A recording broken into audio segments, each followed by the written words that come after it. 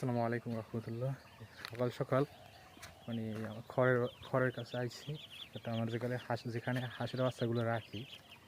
হ্যাঁ, দেখি কি অবস্থা।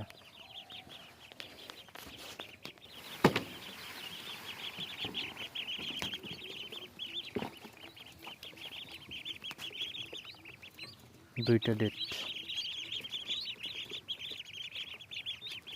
যে একটা যাওয়া অবস্থা।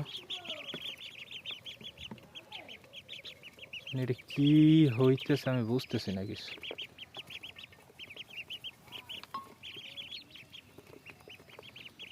ভিতরে কারেন্ট লাইট আছে ঠান্ডার জন্য, সব কিছু আছে, দিন তারপরে যে কিসের সমস্যা আমি বলতে পারতেছি না। এই রকমের অবস্থা হলে কেমনি গিরি